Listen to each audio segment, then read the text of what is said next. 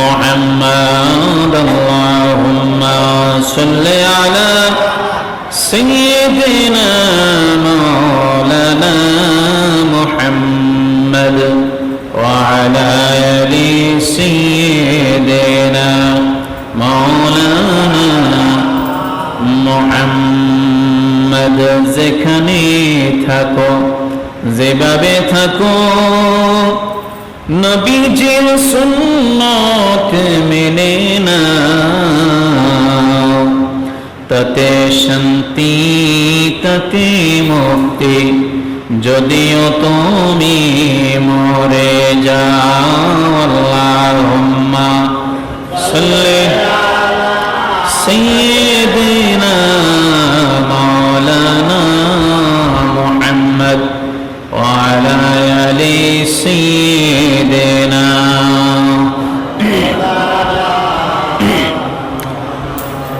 بلغ العلا بكماله كشف الدجى بجماله حسنت جميع خصاله صلوا عليه وآله لا إله إلا الله لا إله إلا الله لا إله إلا الله لا إله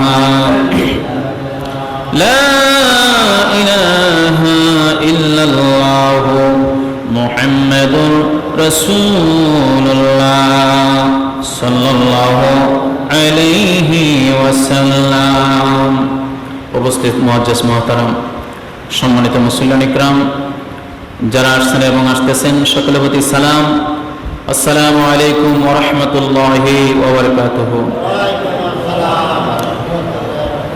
আল্লাহ পাকের তারিফ প্রশংসা গুণগান করছি সেই মহান মনিবের প্রতি যে মহান মনিব আমাদেরকে দীর্ঘ একটি সপ্তাহের পর আল্লাহর মসজিদে এসে আল্লাহকে সেজদা করার রাসূল পাক সাল্লাল্লাহু আলাইহি সাল্লামের উপর দরুদ পড়ার তৌফিক দান করেছেন। সে মহান মনিবের দরবারে আমরা সকলে কালিমাতুশ শুকরিয়া আদায় করছি, বলি আলহামদুলিল্লাহ। দরুদ এবং সালাম পেশ করছি বিশ্ব মানবতার মুক্তির দূত বিশ্ব জগতের শ্রেষ্ঠ নবী নবী মুহাম্মদ রাসূলুল্লাহ সাল্লাল্লাহু আলাইহি সাল্লামের উপর, যে নবীকে আল্লাহ পাক দুনিয়াতে রহমত বরকত ভয় প্রদর্শক সুসংবাদদাতা হিসেবে প্রেরণ করেছেন। এমন একটি রহমতের নবী আমরা পেয়েছি বিনা দরখাস্তে। সেই মহান প্রভুর দরবারে আবারও আমরা সকলে উচ্চ সুরে কালিমাতুশ শুকরিয়া আদায় করছি, বলে আলহামদুলিল্লাহ। নবীদের প্রতি দুরূদ আনতে একবার বলি সাল্লাল্লাহু আলাইহি ওয়াসাল্লাম। কোরবানির মাস জিলহজ মাস, জিলহজ মাসের আজকে হলো প্রথম জুমা। আল্লাহ পাক যে আমাদেরকে এই পর্যন্ত হায়াত দান করেছেন সে মহান মনিবের দরবারে আবার বলি আলহামদুলিল্লাহ। কোরবানি হযরত বাবা আদম আলাইহিস সালামের যুগ থেকে কোরবানি প্রচলন ছিল। শুধু ইব্রাহিম আলাইহিস সালামের যুগ থেকে কোরবানি নয়, বাবা আদম আলাইহিস সালামের যুগ থেকে কোরবানি ছিল। আদম আলাইহিস সালাম যখন জান্নাত থেকে দুনিয়াতে আগমন করলেন, আল্লাহ পাক বাবা আদম আলাইহিস সালামকে মক্কায় জেদ্দার মধ্যে নামিয়ে দিলেন এবং মা হাওয়াকে শ্রীলঙ্কার সিংহলিক নামক স্থানের মধ্যে নামিয়ে দিলেন। যখন গন্ধম ফল খাইলেন, আল্লাহ কথা অমান্য করলেন, শয়তানের পরিপরি ভুল করলেন। তখন আমাদের মা 5টা পাতা দিয়ে লজ্জাস্থান ডাকছে, আর আমাদের বাবা 3টা পাতা দিয়ে লজ্জাস্থান ডাকছে। এই কারণে মানুষ মারা যাওয়ার পর পুরুষদেরকে 3 কাপড় দেয়, মহিলাদেরকে 5 কাপড় দেয়। আদম আলাইহিস সালাম 350 বছর, 360 বছর, 400 বছর অনেক বর্ণনা রয়েছে কাদার পরে চোখ থেকে আর পানি নেই, রক্ত বের হয়েছে। তখন কাদার পর মক্কা শরীফের আরব দেশের একটা জায়গা আছে আরাফা, ওই জায়গাটার নাম আগে আরাফার ময়দান ছিল না। আমাদের মা বাবা যখন দুজন একসাথে হয়েছে এত বছর কাদার পর ওই নাম ওই জায়গার নামটা হয়েছে আরাফার ময়দান। আরাফা শব্দ হলো পরিচিতির স্থান, পরিচিতির স্থান আরাফার ময়দান। সে আরাফার ময়দানে আমাদের মা বাবা একসাথে হওয়ার পরে এই দুনিয়ার মধ্যে গিয়ে যখন চলাফেরা শুরু করে দিছে, আমাদের মায়ের গর্ভ থেকে প্রত্যেকবার 2টি করে সন্তান জন্মগ্রহণ করে। এইভাবে করে 20 জোড়া সন্তান জন্মগ্রহণ করল। এখন তারা বিয়ের উপযুক্ত হয়েছে। এখন কিভাবে বিয়ে দিবে? আল্লাহ পাক আদম আলাইহিস সালামকে জানিয়ে দিয়েছেন ওহীর মাধ্যমে যে আদম, তোমার সন্তানদেরকে তুমি বিবাহ দাও। অর্থাৎ এই জোড়ার ছেলের সাথে ওই জোড়ার মেয়ে বিয়ে, প্রথম জোড়ার ছেলের সাথে দ্বিতীয় জোড়ার দ্বিতীয় জোড়ার মেয়ের বিয়ে, দ্বিতীয় জোড়ার ছেলের সাথে প্রথম জোড়ার মেয়ের বিয়ে, এইভাবে ক্রস আল্লাহ পাক বিধান করে দিলেন বিয়ে দেওয়ার জন্য। এখন আদম আলাইহিস সালাম আল্লাহ তাআলার হুকুম মোতাবেক তার সন্তান প্রথম যে 2 জোড়া জন্মগ্রহণ করেছিলেন, প্রথম আদম সন্তান ছিলেন কাবিল এবং আকলিমা, আর দ্বিতীয় ছিলেন হাবিল এবং লেহুদা। কোন বর্ণনা আছে এই 4 জন সন্তান ছিলেন প্রথম, ফার্স্ট এবং সেকেন্ড। এখন এই 4 জনের মধ্যে প্রথম বিবাহ। আদম আলাইহিস সালামের কথা, আল্লাহর কথা কাবিল মানে না, না আমার সাথে যেটা জন্মগ্রহণ করছে আমি সেটাকেই বিয়ে করব। আকলিমা ছিল একটু সুন্দরী আর লেহুদা ছিল একটু উচ্ছেদ কালো। কাবিল আদম আলাইহিস সালামের কথা মানতেছে না, না আমার সাথে যেটা জন্মগ্রহণ করছে আমি ওইটাই বিয়ে করব, আপনাদের কথা জানি না। তিনি জোর দফা শুরু করলেন। তখন আদম আলাইহিস সালাম তখন বললেন আল্লাহ পাকের হুকুম। আল্লাহ পাক আদম আলাইহিস সালামকে জানিয়ে দিলেন যে আদম, তোমার সন্তানদেরকে বলো কোরবানি করার জন্য, যার কোরবানি কবুল হবেই সেই আকলিমাকে বিয়ে করতে পারবে, আর না হয় পারবে না। তো ঘটনাক্রমে কাবিল এবং হাবিল 2 ভাই কোরবানি করার জন্য মাঠের মধ্যে তাদের বস্তুগুলো রাখলেন। হাবিল দুম্বা চড়াতো, মেষ চড়াতো, তিনি পালন করতেন, পশুপালন করতেন, এক কথা শেষ। আর কাবিল কৃষি কাজের করতেন, কৃষি পণ্য রাখলেন।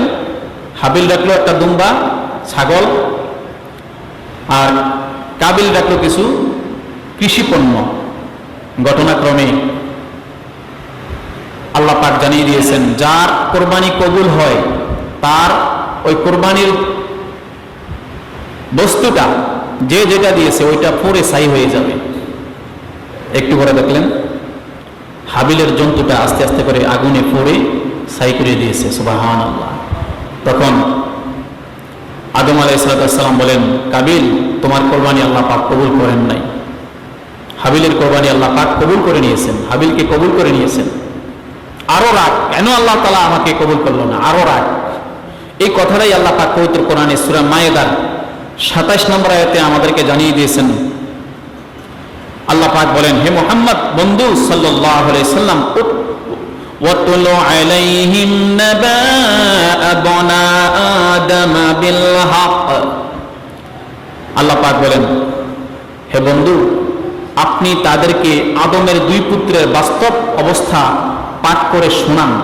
অর্থাৎ আমাদেরকে শোনানোর জন্য আল্লাহ পাক বলছেন আমার নবীজিকে সত্য ঘটনাটা আপনি শোনাইয়ে দেন আদমের 2 পুত্রের, যারা আল্লাহ পাক তখন বলেন, ইয ক্বাররাবা কুরবানান ফাতুকুব্বিলা মিন আহাদিহিমা ওয়া লাম ইউতাকাব্বাল মিনাল আখার। আল্লাহ পাক জানিয়ে দিয়েছেন, বন্ধু আমার, আপনি আদম আলাইহিস সালামের 2 সন্তানের কথা আপনি আপনার উম্মতদেরকে জানিয়ে দিন, আপনি তেলাওয়াত করুন, ওয়াতলু আপনি তেলাওয়াত করুন, আলাইহিম তাদের নিকট সেই ঘটনাটা আপনি তেলাওয়াত করে শুনিয়ে দিন যে 2 সন্তান কুরবানি করেছিল, তখন তাদের একজনের কুরবানি গৃহীত হয়েছিল, আরেকজনের কুরবানিটা গৃহীত হয় নাই। একজনের কুরবানি গ্রহণ হয়েছিল, আরেকজনের কুরবানিটা গ্রহণ করেন নাই, আল্লাহ পাক গ্রহণ করেন নাই।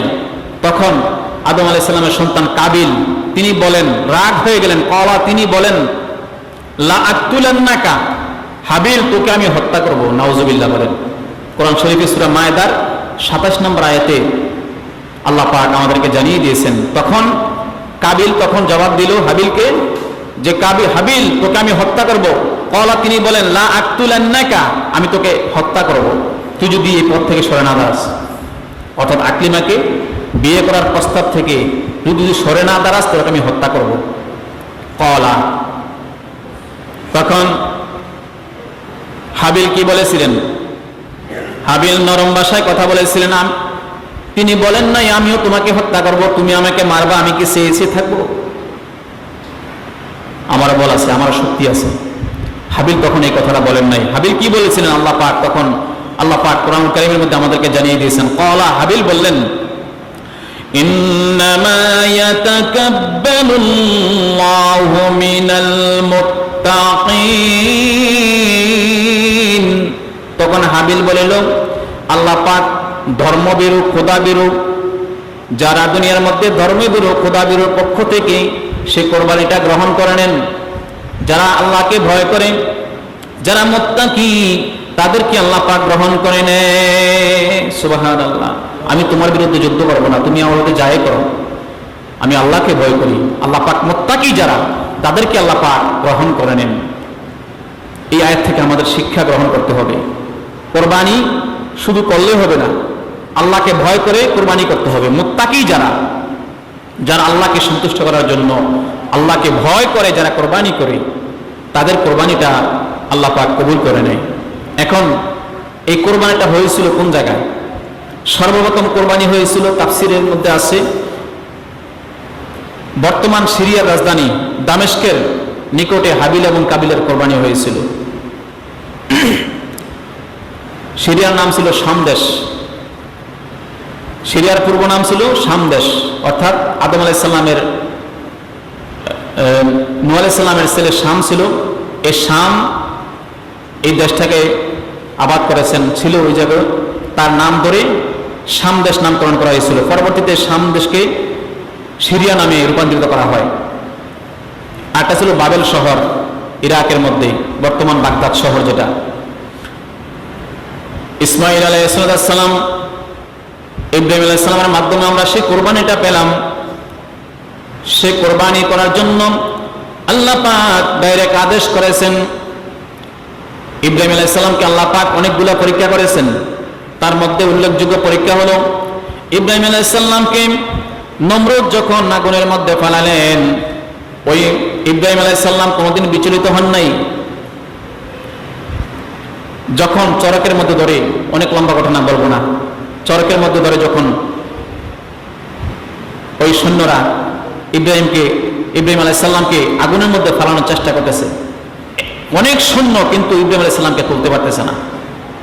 সর্বশেষ ওই জায়গার মধ্যে নাফাকি এনে ফেরেশতাদেরকে সরিয়ে দিলেন। ফেরেশতারা ইব্রাহিম আলাইহিস সালামের ইয়ার মধ্যে ধরেছিল, এক চুল পরিমাণ দাঁড়াতে পারতেছে না।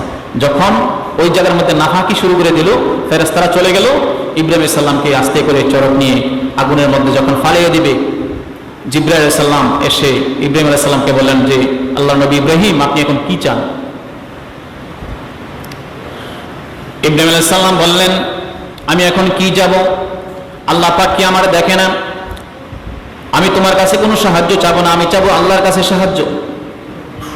আল্লাহ পাক আগুনকে ডাক দিয়ে বলেন, পবিত্র কোরআনে আল্লাহ পাক আমাদেরকে জানিয়ে দিয়েছেন, ইয়া নারু কুনি বারদাও ওয়া সালামান আলা ইব্রাহিম। ইব্রাহিম আলাইহিস সালাম আল্লাহর কাছে সাহায্য চেয়েছে। এই মাত্র আল্লাহ পাক ঘোষণা দিয়েছেন, আগুনকে ডাক দিয়েছেন, আগুন রে, আমার ইব্রাহিম তোর মধ্যে যাচ্ছে, তুই এমন শীতল হয়ে যা, সালামান হয়ে যা, শান্তিদায়ক হয়ে যা, এমন শান্তি হয়ে যা, এমন সালামান হয়ে যা। আগুন সালামান হয়ে গেল, সালামান মানে শান্তি, এমন সালামান। বর্তমান যুগের এয়ার কন্ডিশন, এসি, ধরেন এসি রুম, বেশি গরমও না বেশি ঠান্ডাও না, অর্থাৎ আগুনটা এসি রুমের মতন হয়ে গেছে। সুবহানাল্লাহ। তিনি 40 দিন ছিলেন আগুনের মধ্যে। তিনি বলেন যে দুনিয়া থাকা অবস্থা আমি এত আরাম পাইনি, আগুনের মধ্যে যত আরাম পাইছি। সুবহানাল্লাহ বলে। আগুন, এত কাঠ নমরুদ সংগ্রহ করে আগুন ধরিয়েছিলেন, 40 দিন পর্যন্ত আগুন জ্বলছে। সুবহানাল্লাহ। এই আগুনের মধ্যে ইব্রাহিম আলাইহিস সালাম বসেছিল, জান্নাতি পোশাক পরিধান করে। জিবরাইল রে, আমার বন্ধুর জন্য জান্নাতের পোশাক নিয়ে যা। জিবরাইল আমিন জান্নাতি পোশাক পরিয়ে দিলেন, আগুনের মধ্যে তিনি বসে আছেন। একটা চুল পরিমাণ আগুন ইব্রাহিম আলাইহিস সালামকে পড়তে পারে নাই। সুবহানাল্লাহ। যিনি আগুন সৃষ্টি করেছেন তিনি নাম আমাদের আল্লাহ। সুবহানাল্লাহ। আল্লাহ পাক আগুনকে ডাক দিয়ে বলেন, কুলনা ইয়া নারু কুনি বারদাও ওয়া সালামান আলা ইব্রাহিম। আগুন রে, আমার ইব্রাহিমের জন্য আরামদায়ক হয়ে যা। সুবহানাল্লাহ। এমন ঠান্ডা হচ্ছে যে আগুন ফোয়ানো লাগবে, আবার এমন গরম নয়, আবার বাতাস করা লাগবে। সালামান শব্দটি হলো শান্তি, এমন শান্তি গরমও না ঠান্ডাও না। সুবহানাল্লাহ। ইব্রাহিম আলাইহিস সালাম এই পরীক্ষা পাশ করেছেন, অনেকগুলো পরীক্ষা, তিনি প্রত্যেকটা পরীক্ষা পাশ করেছেন। দ্বিতীয় পরীক্ষা ছিল স্ত্রী সন্তানকে বনবাস দিতেন। ইব্রাহিম আলাইহিস সালাম এই জায়গা থেকে তিনি চলে গেলেন সিরিয়ার মধ্যে, শাম দেশের মধ্যে। বাবেল শহর থেকে তিনি চলে গেলেন সিরিয়ায়, যে আমি আর এই দেশে থাকবো না। যেই দেশের মধ্যে বাবা সন্তানকে আগুনে ফালাইয়া দেয়, এই দেশে আমি আর জীবনে থাকবো না, চলে গেলেন তিনি। অনেক লম্বা ঘটনা, আমি ওইদিকে যাচ্ছি না। যাওয়ার পরে দেখলেন ওই দেশের মধ্যে রাজার মেয়ের বিয়ে। প্রত্যেক দেশ থেকে রাজার ছেলেরা আসছে বিয়ে করানোর জন্য। রাজার মেয়ে বিয়ে আজকে, রাজার মেয়ে যাকে পছন্দ করে তার সাথেই আজকে রাজার মেয়ের বিয়ে হবে। প্রত্যেকটা রাজার সন্তান উচ্চ বংশের লোক, সাজ্জা সুজ্জা এবং ঘোড়া নিয়ে তিনি দাঁড়িয়ে গেলেন। এই মুহূর্তে আমাদের বাবা ইব্রাহিম আলাইহিস সালাম তিনি ওই জায়গায় পৌঁছলেন। যাওয়ার পরে, বাবারে এই জায়গার মধ্যে তোমরা দাঁড়িয়ে আছো কেন, ঘটনা কি? তুমি জানো না আজকে রাজার মেয়ের বিয়া, রাজার মেয়ে যারে পছন্দ করবো তার সাথে তার বিয়ে হবে। ইব্রাহিম আলাইহিস সালাম বলেন, আমি একটু দাঁড়াই না, মরা খেজুর গাছের নিচে গালাম দিয়ে খারাইছি। সকলে টিটকারি করে, হুজুরেও তো বিয়া করার শখ আছে দেখা যায়, টিটকারি শুরু করে দিয়েছে পুরা ইয়ার থেকে। রাজার মেয়ে রাজপ্রাসাদ থেকে, কিংডম থেকে বাইরে হলেন। বাইরে হয়ে বললেন যে, ভাইয়েরা আমাকে সবাই বিয়ে করার জন্য আসছেন, আমি তো সবাইকে বিয়ে করতে পারবো না, তবে আমার এই কুদরতি ঘোড়াটা যার পায়ের মধ্যে লুটে পড়বে আমি তাকে বিয়ে করব। এক কাতার, দুই কাতার, তিন কাতার মা সাহারার ঘোড়া চলছে চলছে চলছে। এক একটা মানুষ, এক একটা রাজার ছেলে কাইট্য করে যায় যে আমি আজকে পাশ হয়ে যাই, ম্যান অফ দ্য ম্যাচ হয়ে যাই। প্রত্যেকটা মানুষ আশায় ভরসা করেছে। অর্থাৎ বিশ্বের মধ্যে 4 জন মেয়ে সুন্দরী ছিল। 1 নম্বরে মা হাওয়া, 2 নম্বরে হলো মা সাহারা, 3 নম্বরে বিলকিস রানী, 4 নম্বরে জুলেখা। এই 4 জন মেয়ে হলো বিশ্বের মধ্যে কিয়ামত পর্যন্ত এত সুন্দর মেয়ে পৃথিবীতে আর আসবে না। সুবহানাল্লাহ। তো 2 নম্বর মেয়ে ছিল মা সাহারা, আমাদের মা। তখন আমাদের মা সাহারা ঘোড়া নিয়ে যাচ্ছেন, একের পর এক কাতার, একের পর এক কাতার, যাইতে যাইতে যাইতে যাইতে সর্বশেষ যে মরা খেজুর গাছের নিচে ইব্রাহিম আলাইহিস সালাম এক লাগাইয়া দাঁড়াই রয়েছে, জায়গায় যে ঘোড়াটা লুইটা পড়ছে। সুবহানাল্লাহ। সকল মানুষ জিজ্ঞাসা দিল, হুজুরের ভাগ্য খুলে গেছে। ইব্রাহিম আলাইহিস সালামকে রাজপ্রাসাদে নিয়ে গোসল টোসল করে সুন্দর করে রাজা বিয়ে করে দিয়েছে। সুবহানাল্লাহ। অনেকদিন ছিল শ্বশুর বাড়িতে।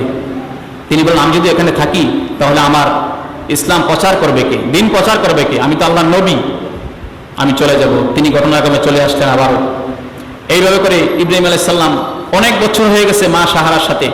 প্রায় কিতাবের মধ্যে আসছে 86 বছর, কোনো কোনো মনে আছে 110 বছর। বৃদ্ধ হয়ে গেছে, চুল পাকিয়ে গেছে। এখন মা সাহারা বলেন, হয়তো আমার কোনো সমস্যা থাকতে পারে, আমাদের সন্তান নাই, আমি তোমাকে একটা বিয়ে করাবো। ঘটনাক্রমে ওই যে আসার পথে, শ্বশুরবাড়ি থেকে আসার পথে এখানে একটা ঘটনা হয়েছিল, বড় ঘটনা, ওইদিকে যাচ্ছি না আমি। ওই জায়গা থেকে মা হাজরা সহ, হাজরাকে সহ নিয়ে আসলেন। ওই জায়গার মধ্যে একটা লুচ্চা বদমাইশ একটা ছিল বাদশাহ, এখানে মানুষ খারাপ করতো। ওই জায়গা থেকে ঘটনাক্রমে, বড় ঘটনা, ওইদিকে যাচ্ছি না আমি, অনেক লম্বা আলোচনা হয়ে যাবে। ওই জায়গা থেকে মা হাজরাকে সহ নিয়ে আসলেন উপহার হিসাবে।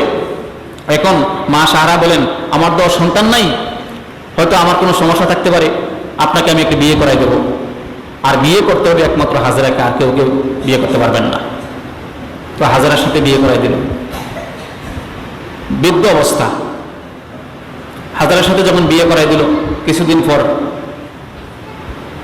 হযরতে জিবরাইল আমিন আলাইহিস সালাম সুসংবাদ দিলেন যে ইব্রাহিম, আল্লাহ পাক আপনাকে একটি সন্তান দান করবে। সুবহানাল্লাহ। ইব্রাহিম বলেন, আমি বুড়ো হয়ে গেছি, সন্তান হবে কিভাবে? সন্তান কিভাবে হবে? ইব্রাহিম আলাইহিস সালাম আল্লাহর কাছে দোয়া করেছিলেন, রব্বি হাবলি মিনাস সালিহিন, আল্লাহ তুমি আমাকে একটা নেককার সন্তান দান করো। সব সময় আল্লাহর কাছে দোয়া করতেন, রব্বি হাবলি মিনাস সালিহিন। আল্লাহ পাক ওই নেক সন্তানের সুসংবাদ দিলেন। জিবরাইল বলেন, আল্লাহ পাক আপনাকে একটা সন্তানের সুসংবাদ দিয়েছেন, আপনি যে দোয়া করেছেন আল্লাহর কাছে। এখন তো আমি বৃদ্ধ অবস্থায়, আমার স্ত্রীও বৃদ্ধ হয়ে গেছে, কিভাবে সন্তান হবে? তো আল্লাহ পাক আপনাকে মাত্র সুসংবাদ দিয়েছে, আরো 1 বছর সময় লাগবে সন্তান হইতে। ঘটনাক্রমে ইসমাইল আলাইহিস সালাম মা হাজেরার গর্ভে চলে আসলেন। ইসমাইল আলাইহিস সালাম যখন দুনিয়াতে আগমন করলেন, তখন অটোমেটিক যে মায়ের সন্তান তাকে একটু দেখাশোনা একটু বেশি করা লাগে। তো মা হাজেরার প্রতি একটু বেশি দেখাশোনা করতেছে মা সাহারার থেকে, কারণ সে তো মা, একটা সন্তান জন্মগ্রহণ করছে, তার প্রতি একটু সামান্য দেখাশোনা বেশি করতে হবে। আর মা সাহারার তো সন্তান নাই। এখন মা সাহারা বলে, দেখছো, পরে আমি বিয়ে করাইলাম, সন্তান হয়েছে, এখন আমার দিকে বেশি ঝুঁকে না, ওই দিকে ঝুঁকে বেশি। ওই মহিলাদের একটা স্বভাব, সামান্য একটু স্বভাব, এটা কিয়ামত পর্যন্ত থাকবে। তখন মা সাহারা বলতেছে, আমি তোমাকে অর্ডার করলাম হাজারাকে সহ ইসমাইল সহ আমার বাড়ির থেকে বনবাস দিয়ে আসো। মা সাহারা যখন অর্ডার করলেন, তখন আল্লাহ পাকও বলেন যে, ইব্রাহিম হাজরা এবং ইসমাইলকে দিয়ে আসো। ইব্রাহিম আলাইহিস সালাম ওট নিলেন, মা হাজরাকে নিলেন, ইসমাইল নিলেন। ইসমাইলকে নিয়ে সিরিয়া থেকে মক্কার দিকে রওনা হলেন। মক্কার নাম ছিল বাক্কা, পরবর্তীতে মক্কা নাম রাখা হয়েছে। ওই শহরের মধ্যে অনেক দূর সিরিয়া থেকে তিনি চলে গেলেন। যাওয়ার পরে ইব্রাহিম আলাইহিস সালাম মা হাজরা এবং ইসমাইল আলাইহিস সালামকে বর্তমান মক্কা যেখানে আছে ওই মক্কা শরীফের মধ্যে,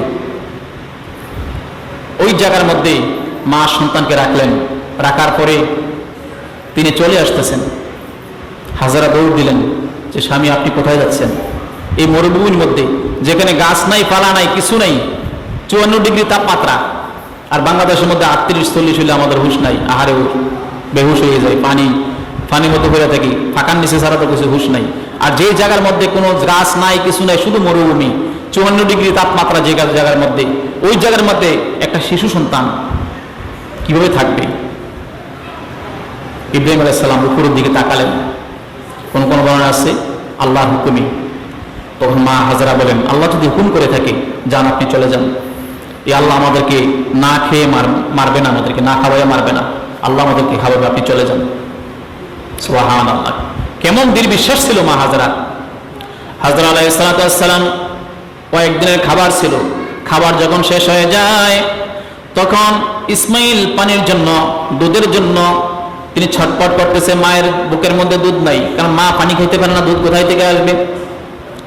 তিনি দেখলেন সাফার মধ্যে থেকে মারোয়ার মধ্যে দেখা যায় কিছু কিছু পানি। তিনি দৌড় দিলেন সাফা থেকে মারোয়ার মধ্যে। আবার দেখলেন বালি, আবারও দেখলেন ইসমাইলের কাছে পানি দেখা যাচ্ছে মারোয়া পাহাড়ের মধ্যে। সাফা এবং মারোয়া 7 বার দৌড়াদৌড়ি করলেন। এই 7 বার দৌড়াদৌড়ি করাটাকে আল্লাহর কাছে এত পছন্দ করে দিয়েছেন, হজের একটা অংশ হিসেবে আল্লাহ পাক দিয়ে দিয়েছে। সুবহানাল্লাহ। যারা 7 বার দৌড়াদৌড়ি করবে না তাদের হজই হবে না। মা হাজরার দৌড়টা আল্লাহর কাছে এত পছন্দ লাগছে। সর্বশেষ ইসমাইল আলাইহিস সালামের চিৎকারে তার পায়ের নিচ থেকে পানি ওঠা শুরু করে দিল। তাড়াতাড়ি করে তিনি আসলেন, দেখলেন পানি উঠতেছে এই মরুভূমি থেকে। তিনি কোনো রকমে পানিগুলাকে বান দিয়ে দিলেন, পাথর দিয়ে জমজম করে বান দিয়ে দিলেন। আর মা হাজরা যদি ওই দিন মান না দিত, পুরা পৃথিবীর পানি ভরপুর হয়ে যেত। মা হাজরা ওই দিন এখান থেকে পানি পান করলেন, যে পানিটা পান করলে আর কোনো কিছু খাইতে হয় না। ওইটার মধ্যে খাদ্য সহ, পানি সহ আল্লাহ পাক এই জমজম কুহুদি দান করেছেন। সুবহানাল্লাহ। এই কথাটাই আল্লাহ পাক পবিত্র কোরআনে সূরা ইব্রাহিম আয়াত নাম্বার 37 বলছেন। আল্লাহ পাক জানিয়ে দিয়েছেন, রব্বানা ইন্নী আসকানতু মিন যুররিয়্যাতি বিওয়াদি গায়রি জি যারঈ ইনদাকা বাইতিকাল মুহাররাম।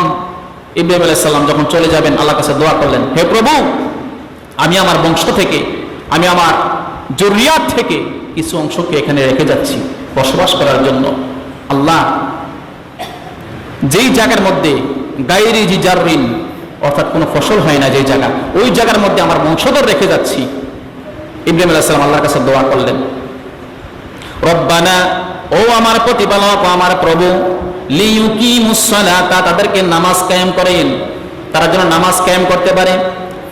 আল্লাহর কাছে দোয়া করলেন এবং আল্লাহ পাকের কাছে আরো দোয়া করলেন তিনি, ওয়াজআল আফিদাতাম মিনান নাসি তাহওয়ি ইলাইহিম।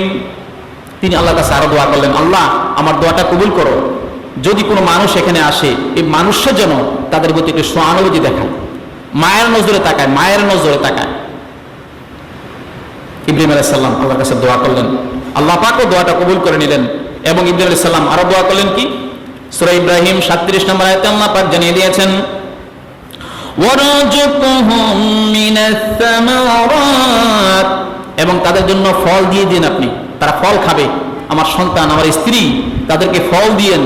ফল দিলে তারা যখন ফল খাবে এবং ফল খাওয়ার পরে লাআল্লাকুম ইয়াশকুরুন, ফল খাওয়ার পরে তারা যাতে আপনি আল্লাহর শুকরিয়া জ্ঞাপন করে, আল্লাহ আমার দোয়াটা আপনি কবুল করে নেন। সুবহানাল্লাহ।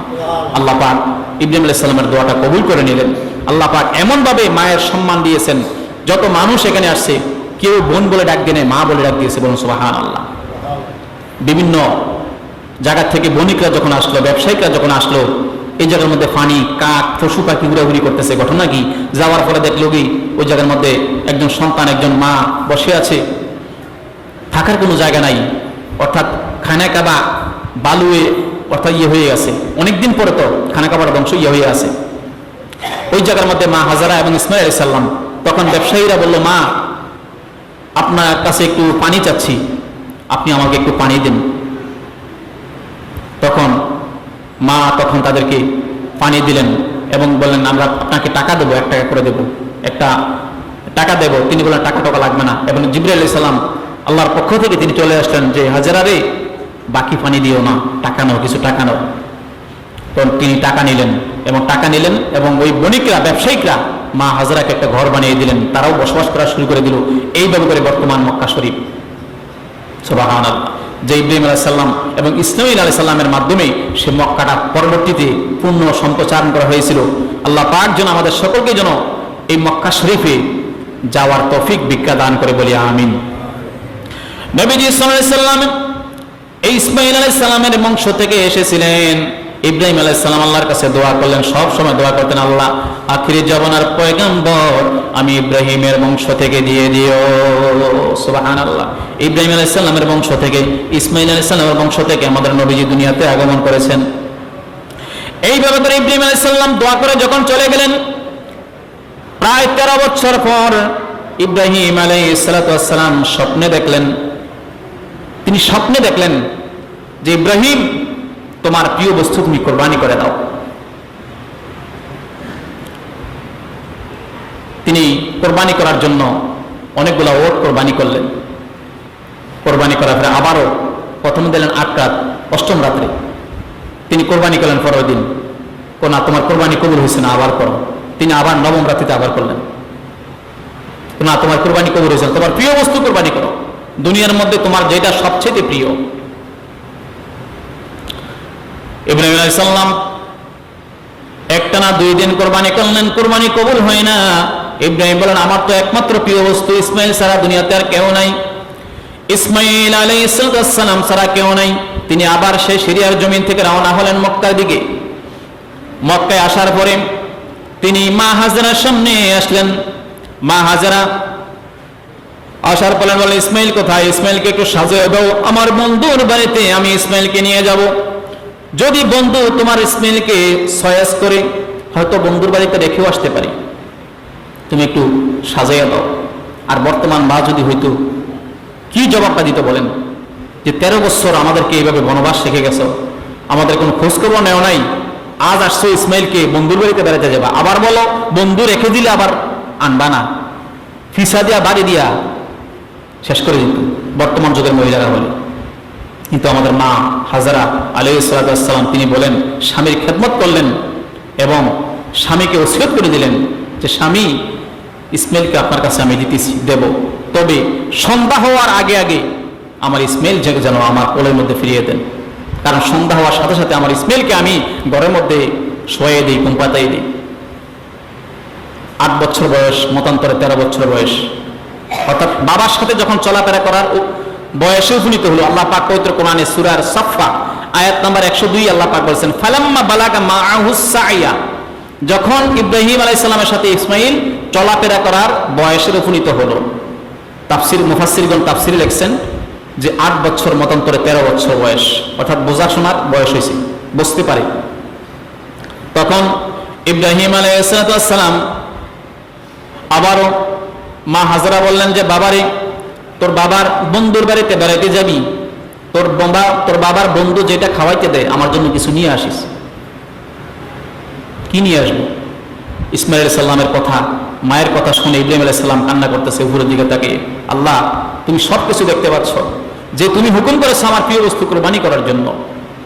আর সে মা বলতেছে, হাজরা বলতেছে সন্ধ্যার আগে আগে ইসমাইলকে তার কোলে দেওয়ার জন্য, এবং তোমার বাড়িতে বেড়াইতে গেলে যা খাওয়াইবা এটা নাকি মায়ের জন্য আনার জন্য বলতেছে। ইব্রাহিম আলাইহিস সালাম উপরের দিকে তাকিয়ে দিয়ে কান্না করতেছে। ইব্রাহিম আলাইহিস সালাম, এটা একটা পরীক্ষা ছিল। ইব্রাহিম আলাইহিস সালাম বলেন যে আল্লাহ, তুমি আমাকে পরীক্ষা করতেছো, আমি আমার সন্তান স্ত্রীকে বেশি ভালোবাসি না আমি আল্লাহকে বেশি ভালোবাসি? আমি তাকিয়ে দেব, আমি দেখাইয়া দেব যে আমি আল্লাহকে বেশি ভালোবাসি। বলেন সুবহানাল্লাহ। আমার সন্তান থেকে, আমার স্ত্রী থেকে, দুনিয়ার সকল কিছু থেকে আমি আমার আল্লাহকে বেশি ভালোবাসি। সুবহানাল্লাহ। একদিন একজন ফেরেশতা ইব্রাহিম আলাইহিস সালামকে পরীক্ষা করার জন্য আসছে যে ইব্রাহিম নাকি আল্লাহকে বেশি বেশি ভালোবাসে। তিনি রাস্তার মধ্যে দাঁড়িয়ে দাঁড়িয়ে আল্লাহর প্রশংসা করতেছে, এমন প্রশংসা করতেছে, ইব্রাহিম আলাইহিস সালাম দৌড়ে গেছে যে ভাই, তুমি যে আল্লাহ তাআলা প্রশংসা করতেছো আমার কাছে ভালো লাগে, আবার বলো, আবার বলো। ও না, আমি বলবো না। আমাকে কি দিবা? তোমাকে আমি আমার সম্পত্তি যা আছে অর্ধেক তোমাকে দিয়ে দেবো। সুবহানাল্লাহ। এরপর আমার মাওলার প্রশংসা করো, আমার মনের মধ্যে ভালো লাগতেছে, আমার অন্তরে ভালো লাগতেছে, শান্তি পেতেছি আমি।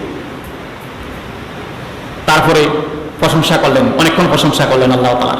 করার পরে তিনি বন্ধ করে দিলেন, বলে আবার বলো। আবার কি দিবা? আমার সম্পদের 3 ভাগের 2 ভাগে তোমাকে দিয়ে দেবো।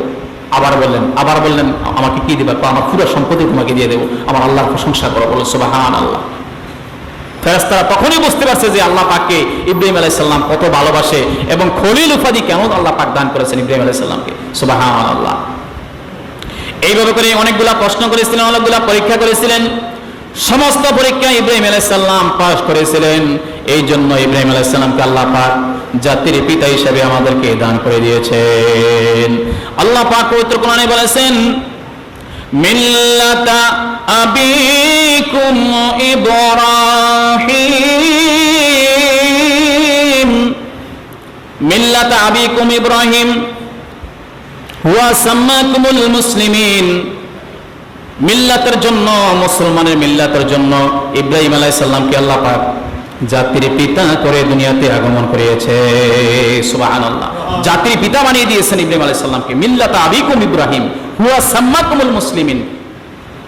আর আমাদের নাম আল্লাহ পাক রেখেছেন মুসলমান। সুবহানাল্লাহ। ইব্রাহিম আলাইহিস সালাম এইভাবে করে কুরবানি করার জন্য যখন ইসমাইল আলাইহিস সালামকে নিয়ে রওনা হলেন, এই মুহূর্তের মধ্যে শয়তান সহ্য করতে পারেন নাই। শয়তান তখন হাজরার সামনে গেলেন যে হাজরা রে, তোর ছেলেকে ইব্রাহিম আলাইহিস সালাম আজকে কুরবানি করে দিবি। হাজরা বলেন, বাবা কোনোদিন সন্তানকে কুরবানি করতে পারে কিনা? হ্যাঁ পারে, আল্লাহ পাক অর্ডার করেছেন এই জন্য কুরবানি করবে। তখন হাজরা ওই জায়গা থেকে শয়তানকে দূরে সরিয়ে দিলেন, তুই শয়তান ছাড়া কেউ না, কারণ আল্লাহ পাক যদি আমার সন্তানকে কবুল করে নেয় আমার কিছু নাই, আমি খুশি। এইভাবে করে হাজরাকে প্রতারিত করার জন্য গেছিল। হাজরার থেকেও শয়তান বিতাড়িত হয়ে প্রথমে গেছে ইব্রাহিম আলাইহিস সালামের কাছে, জমরাতুল উলার মধ্যে গেছে। প্রথমে জমরাতুল আকবারের মধ্যে গেছে, জমরাতুল উস্তার মধ্যে গেছে, জমরাতুল উলার মধ্যে গেছে। 3টা জায়গার মধ্যে বাধা দিয়েছে ইব্রাহিম আলাইহিস সালামকে। ইসমাইল আলাইহিস সালামকে বলেন, ইসমাইল রে, তোকে তো আজকে কোরবানি করে দিবে, জবাই করে দিবে। তো বাবা কি সন্তানকে কোন কোরবানি করতে পারে, জবাই করতে পারে? হ্যাঁ, আল্লাহর পক্ষ থেকে অর্ডার হয়েছে। আল্লাহর পক্ষ থেকে অর্ডার হলে আলহামদুলিল্লাহ, আমি কবুল করে নিয়েছি। সুবহানাল্লাহ। এখান থেকেও শয়তান দূরে চলে যায়। বন্ধু বেশে ইব্রাহিমের সামনে দাঁড়িয়ে গেছে। ইব্রাহিম 80 বছর বয়স, 110 বছর বয়স মতান্তরে, আপনাকে একটা আল্লাহ সন্তান দিয়েছে, এই সন্তানটা আপনি জবাই করে দিবেন? না না, এটা করতে পারেন না। একটা না, 2 জায়গায় 3 জায়গায় আক্রমণ করলেন, বাধা দিলেন। 1 নম্বরে জমরাতুল আকবার, 2 নম্বরে জমরাতুল উস্তা, 3 নম্বরে জমরাতুল উলার ফট। সর্বশেষ জমরাতুল উলার ফট এমন ভাবে দাঁড়ালেন, এক পা দিছে রাস্তার এই পাশে, আর এক পা দিছে রাস্তার এই পাশে, যাইতে পারবি না মিনা বাজারের মধ্যে কোরবানি করার জন্য। সর্বশেষ ইব্রাহিম আলাইহিস সালাম, ইসমাইল আলাইহিস সালাম 60টি কঙ্কর নিক্ষেপ করলেন। এই 3টা জায়গার মধ্যে 60টি কঙ্কর করে নিক্ষেপ করতে হয় বর্তমানে হাজিরা। 1 নম্বরে জমরাতুল আকবরের মধ্যে, জমরাতুল উস্তার মধ্যে, জমরাতুল উলার মধ্যে, 3টা জায়গার মধ্যে। এইভাবে করে ইব্রাহিম আলাইহিস সালাম যখন পৌঁছে গেলেন কুরবানি করার জন্য, আল্লাহ পাক পবিত্র কোরআনে সূরা সাফা 102 নম্বর আয়াতে বলেছেন, فَلَمَّا بَلَغَ مَعَهُ السَّعْيَ قَالَ يَا بُنَيَّ إِنِّي أَرَى فِي الْمَنَامِ। আল্লাহ পাক বলেন, ইসমাইল যখন চলাফেরা করার বয়সে উপনীত হলো, তখন ইব্রাহিম আলাইহিস সালাম তখন বলেছিলেন, ইয়া বুনাইয়া, ও আমার সন্তান, ও আমার আদরের সন্তান। আমাদের সন্তানদেরকে আমরা যেভাবে সুন্দর সুন্দর করে ডাক দেই, ইবনুন শব্দের অর্থ হলো সন্তান, পুত্র, কিন্তু বুনাইয়া শব্দের অর্থ হলো আরো আদরের সন্তান বলে ডাক দিলেন। ইয়া বুনাইয়া ইন্নী আরা ফিল মানামি, আমি স্বপ্নে দেখছি, ইন্নী আযবাহুকা, তোমাকে জবাই করতেছি। বাবা ইসমাইল, আমি স্বপ্নে দেখছি তোমাকে জবাই করতেছি, কোরবানি করতেছি। ফানজুর মাজা তারা, ইসমাইলকে পরামর্শ দিচ্ছেন, ইসমাইলের সাথে আলোচনা করতেছেন ইব্রাহিম আলাইহিস সালাম, যে ফানজুর মাজা তারা, তোমার মতামত কি একটু আমাকে বলো। আমি স্বপ্নে দেখছি তোমাকে জবাই করতেছি, আমি কোরবানি করতেছি, তোমার মতামত কি তুমি বলো। 8 বছরের সন্তান, মতান্তরে 13 বছরের সন্তান ইসমাইল আলাইহিস সালাম কি জবাব দিয়েছিলেন? তিনি বলেন, ইয়া আবাতি, ও আমার বাবা, ইফআল মা তুমারু সাতাজিদুনি ইনশাআল্লাহু মিনাস সাবিরিন। ও আমার বাবা, আল্লাহ আপনাকে যেভাবে আদেশ করেছে আপনি সেই আদেশ পালন করুন। আপনি আমাকে এই দুনিয়ার জমিনে যারা ধৈর্যশীল ছিল তাদের মতো আমাকে পাবেন। সুবহানাল্লাহ। এত ছোট সন্তানের কত বড় কথা। তিনি বলতে পারতেন আমাকে ধৈর্যশীল পাবেন, এটা বলতে পারতেন, বলেন নাই। যে দুনিয়ার মধ্যে যারা ধৈর্যশীল ছিল তাদের মতো আমাকেও আপনি পাবেন, আপনার কাছে আপনি চালান। সুবহানাল্লাহ। আল্লাহ পাক বলেন, ফালাম্মা আসলামাহু, যখন পিতা এবং পুত্র যখন আত্মসমর্পণ করলেন, অর্থাৎ মেনে নিলেন আমার কুরবানিটা, আল্লাহ পাক আমাদেরকে জানিয়ে দিয়েছেন, ফালাম্মা আসলামা ওয়া তাল্লাহু লিজাবিন, ইসমাঈল আলাইহিস সালামকে কুরবানি করার জন্য উবুদ করে যখন শোয়ালেন, ইব্রাহিম আলাইহিস সালাম আল্লাহু আকবার বলে যখন ছুরি চালানো শুরু করে দিলেন, আল্লাহ পাক ছুরিকে নিষেধ করলেন, ছুরি রে, তুই ইসমাইলের গলাটা কাটবি না। এমনভাবে আল্লাহ পাক ছুরিকে নিষেধ করে দিয়েছেন না কাটার জন্য, ইব্রাহিম আলাইহিস সালামকে আদেশ করলেন কাটার জন্য। সুবহানাল্লাহ। এইভাবে আল্লাহ পাক পবিত্র কোরআনে সূরা সাফা 102 নম্বর আয়াতে আমাদেরকে বলেছেন, যখন বাবা এবং সন্তান যখন আত্মসমর্পণ করলেন, অর্থাৎ আসলামা ওয়া তাল্লাহু লিজাবিন, ইসমাঈল আলাইহিস সালামকে উদ করে যখন ছুরি চালানো শুরু করে দিলেন, গলা তো কাটতেছে না। এই মুহূর্তে জিবরাইলকে আল্লাহ পাক ডাক দিয়ে বলেন, জিবরাইল রে, জান্নাত থেকে দুম্বা নিয়ে যা এবং ইসমাইলকে সরিয়ে দিয়ে দুম্বাটা ইসমাইলের গলার নিচে শোয়া দে। সুবহানাল্লাহ। হযরতে জিবরাইল আলাইহিস সালাম আকাশ থেকে তাকবীর দেওয়া শুরু করে দিল, আল্লাহু আকবার, আল্লাহু আকবার। 2টা তাকবীর দিলেন, আল্লাহু আকবার, আল্লাহু আকবার, আল্লাহর নাম বলে তাকবীর দান করলেন। হঠাৎ করে ইব্রাহিম আলাইহিস সালাম তাকবীর শুনে তিনি ছুরি চালানো বন্ধ করে দিলেন এবং দেখলেন ইব্রাহিম আলাইহিস সালাম দেখলেন হযরতে জিবরাইল আমিন আলাইহিস সালাম জান্নাত থেকে দুম্বা নিয়ে আসছেন ইসমাইলের জন্য পরিবর্তে কোরবানি দেওয়ার জন্য। বলুন সুবহানাল্লাহ। তখন ইব্রাহিম আলাইহিস সালাম আল্লাহর প্রশংসা জ্ঞাপন করা শুরু করে দিলেন। যখন জিবরাইল আমিন তাকবীর দেওয়া শুরু করে, আল্লাহু আকবার, আল্লাহু আকবার, ইব্রাহিম আলাইহিস সালাম বলেন, লা ইলাহা ইল্লাল্লাহু আল্লাহু আকবার। এই কথাগুলো শুনে ইসমাঈল আলাইহিস সালাম বলে উঠলেন, আল্লাহু আকবার, লা ইলাহা ইল্লাল্লাহু ওয়া লিল্লাহিল হামদ। এই জন্য এই তাকবীরটা আল্লাহর কাছে এমন ভালো লাগছে। এই তাকবীরটা 9 তারিখ জিলহজ ফজর থেকে শুরু করে 13 তারিখ আসর পর্যন্ত প্রত্যেকটা নরনারীর উপর ফরজ নামাজের সালাম ফিরানোর পর তাকবীর দেওয়া ওয়াজিব করে দিয়েছেন। বলুন সুবহানাল্লাহ। আল্লাহু আকবার, আল্লাহু আকবার, লা ইলাহা ইল্লাল্লাহু আল্লাহু আকবার, আল্লাহু আকবার, ওয়ালিল্লাহিল হামদ। এই তাকবীরটা বলবেন আগামী রবিবার ফজর থেকে শুরু করে রবি, সোম, মঙ্গল, বুধ, বৃহস্পতিবার আসর পর্যন্ত মোট 5 দিন। রবিবার ফজর থেকে শুরু করে বৃহস্পতিবার আসর নামাজ পর্যন্ত প্রত্যেকটা মুসলমান নরনারীর উপর, সাবালক সাবালিকা নরনারীর উপর একবার তাকবীর বলা ওয়াজিব করে দিয়েছেন, 2-3 বার বলা মুস্তাহাব। আল্লাহ পাক যেন আমাদের সকলকে বোঝার এবং আমল করার তৌফিক দান করে, বলি আমিন। সালাম ফিরানোর পরপরই তাকবীর দেওয়া শুরু করে দিবেন। ফরজ নামাজের সালাম ফিরানোর পর তাকবীর দেওয়া শুরু করে দিবেন। আল্লাহ পাক যেন আমাদের সকলকে বোঝার এবং আমল করার তৌফিক দান করে, বলি আমিন। যখন ইব্রাহিম আলাইহিস সালাম বিবাহে কুরবানি করতেছেন, আল্লাহ পাক বলেন ওয়া নাদাইনাহু আইয়া ইব্রাহিম, তখন আমি ইব্রাহিমকে ডাক দিলাম, ও ইব্রাহিম। আল্লাহ পাক আমাদেরকে জানিয়ে দিয়েছেন ওয়া নাদাইনাহু ইব্রাহিম, ও ইব্রাহিম কাদ সাদ্দাকতা রুইয়া, তুমি তো স্বপ্নকে বাস্তবে পরিণত করে দেখাইয়া দিয়েছো, তুমি পাস করেছো। বলেন সুবহানাল্লাহ। আল্লাহ পাক বলেন ইন্না কাযালিকা নাযিল মুহসিনিন, আর আমি মুহসিন বান্দাদেরকে এইভাবে করে যাজা দিয়ে থাকি, পুরস্কার করে থাকি। সুবহানাল্লাহ। আল্লাহ পাক কবুল করে নিয়েছেন ইসমাইলের পরিবর্তে একটি দুম্বা, কারণ ইসমাইল আলাইহিস সালামের কপালের মধ্যে নূরে মুহাম্মদী ছিল। বলুন সুবহানাল্লাহ। ইসমাইল আলাইহিস সালাম এত সুন্দর ছিলেন, এত সুন্দর। ইসমাইল আলাইহিস সালামের কপালের মধ্যে নূরে মুহাম্মদী ছিল। ইসমাইল আলাইহিস সালামের ভাই ছিল আরেকজন, মা সাহারার গর্ভে কিছুদিন পরে জন্ম নিয়েছে ইসহাক আলাইহিস সালাম।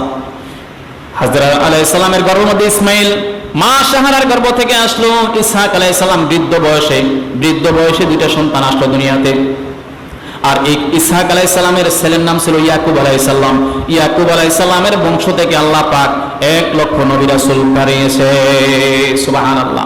একজন নয়, দুইজন নয়, বনি ইসরাইল বংশ থেকে আল্লাহ পাক প্রায় 1 লক্ষ নবী রাসূল দুনিয়াতে আগমন করেছে। সুবহানাল্লাহ। আর ইসমাইলের বংশ মাত্র একজন নবী। ইসহাকের বংশের মধ্যে লক্ষ নবী, আর ইসমাইল আলাইহিস সালামের বংশের মধ্যে একজন নবী। ওই একজন নবীটা হলো লক্ষ লক্ষ নবীর থেকে সম্মানিত। সুবহানাল্লাহ।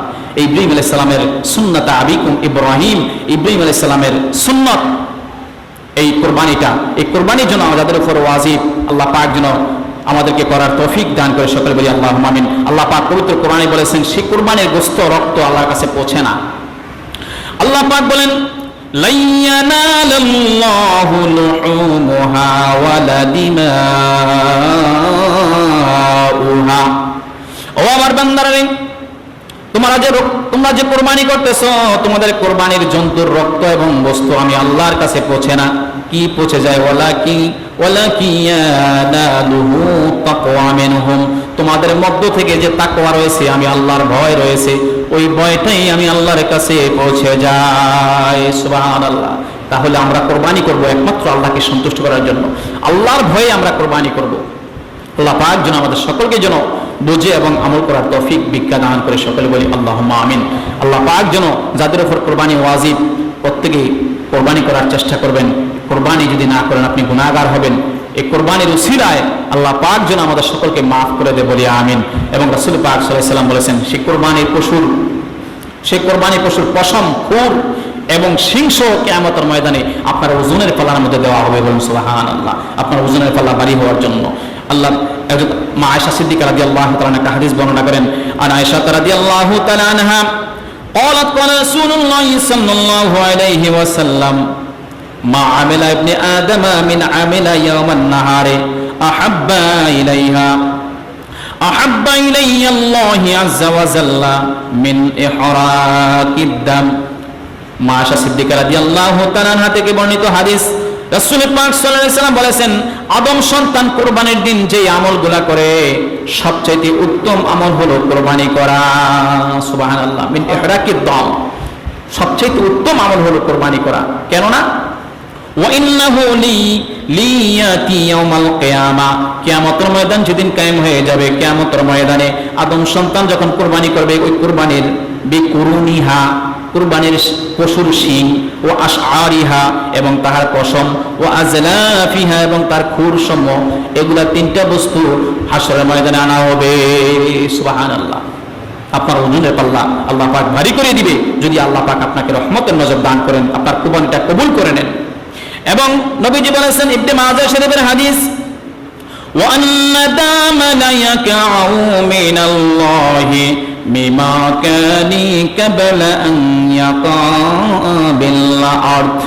আল্লাহ পাক রাসূল পাক সাল্লাল্লাহু আলাইহি সাল্লাম জানিয়ে দিয়েছেন আমাদেরকে, নবীজি বলেছেন, ওই বান্দা যখন কোরবানি করে, কোরবানির পশুটা যখন আল্লাহু আকবার বলে ছুরিটা চালাইয়া দেয়, ছুরি চালানোর পরে যখন ওই রক্তটা যখন মাটিতে পড়ে, মাটিতে পড়ার সাথে সাথে আল্লাহ পাক তার কোরবানিটা গ্রহণ করে নেয়। সুবহানাল্লাহ।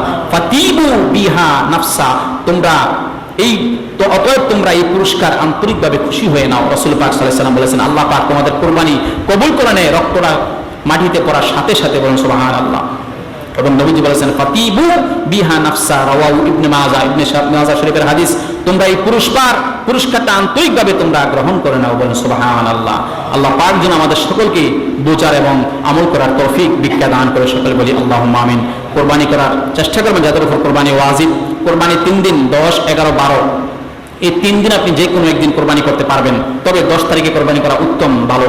আল্লাহ পাক যেন আমাদের সকলকে যেন, যাদের উপর কোরবানি ওয়াজিব, আল্লাহ পাক যেন সকলকে কোরবানি করার তৌফিক দান করে। সকলে বলি আল্লাহুম্মা আমিন। এবং নবী সাল্লাল্লাহু আলাইহি ওয়াসাল্লাম একটা হাদিসে বলেছেন, আবি হুরায়রা রাদিয়াল্লাহু তাআলা হাদিসটি বর্ণনা করেন, আবি হুরায়রা রাদিয়াল্লাহু তাআলা আনহু আন্না রাসূলুল্লাহি সাল্লাল্লাহু আলাইহি ওয়াসাল্লাম, আবু হুরায়রা বলেন, রাসূল পাক সাল্লাল্লাহু আলাইহি ওয়াসাল্লাম বলেছেন, মান কানা লাহু সাআতুন, যে ব্যক্তি কুরবানি করার সামর্থ্য আছে, অর্থাৎ মালিকের নেসাব হয়েছে সেই ব্যক্তি, ওয়ালাম ইউদাহি, সেই ব্যক্তি কুরবানি করলো না, ফালা ইয়াকরুবান্না মুসাল্লানা, রাওয়াহু ইবনে মাজাহ শরীফের হাদিস। নবীজি বলেছেন, সে যেন আমার মুসল্লার দিকে না আসে, অর্থাৎ ঈদগাহর ময়দানে না আসে। হুঁশিয়ারি দিয়েছেন যাদের উপর কোরবানি ওয়াজিব তারা যেন কোরবানি করে। আল্লাহ পাক যেন আমাদের সকলকে যেন, যাদের উপর কোরবানি ওয়াজিব, কোরবানি করার তৌফিক দান করে। সকল বলি আল্লাহুম্মা আমিন। কমপক্ষে একটা ছাগল হলেও কোরবানি দেওয়ার চেষ্টা করবেন। আল্লাহ পাক যেন আমাদের সকলকে যেন কোরবানি যাদের উপর ওয়াজিব করার তৌফিক দান করে। সকল বলি আল্লাহুম্মা আমিন। এবং যারা নিয়ত করেছেন কোরবানি করবেন, আল্লাহ পাক যেন তাদের সকলের কোরবানিগুলো কবুল আর মঞ্জুর করে, বলি আমিন। এবং যারা শরীকে কোরবানি দিবেন, এখনো সময় আছে, নিয়তটা সহি করে নেবেন। গোস্ত খাওয়ার নিয়তে কোরবানি করবেন না, একমাত্র আল্লাহর সন্তুষ্টি, একমাত্র আল্লাহর ভয়ে কোরবানি করবেন। গোস্ত যাই হোক, যে আমরা আল্লাহকে সন্তুষ্ট করার জন্য কোরবানি করব, গোস্ত যাই হোক। আল্লাহ পাক যেন আমাদের সকলকে বোঝার এবং আমল করার তৌফিক ভিক্ষা দান করে। সকলে বলি আল্লাহুম্মা আমিন। একদিন প্রশ্ন করেছে একজন, যে যারা কোরবানির গোস্ত বানায় তারা বলে যে একটু গোস্ত দিলে তো হয়, আমরা কেন বদলে দিতে পারছি না, আমাদের টাকা দেয়। একজন প্রশ্ন করছে, আমরা কি বদলে দিতে পারছি, আমাদেরকে টাকা দেন কেন, গোস্ত দেন। নিয়ম হলো, যে ব্যক্তি আপনার গরুটা বানাবে, গরুটা গোস্ত করবে, তাকে আপনি তার পারিশ্রমিক হিসাবে টাকা দিতে পারবেন, টাকা দিতে হবে।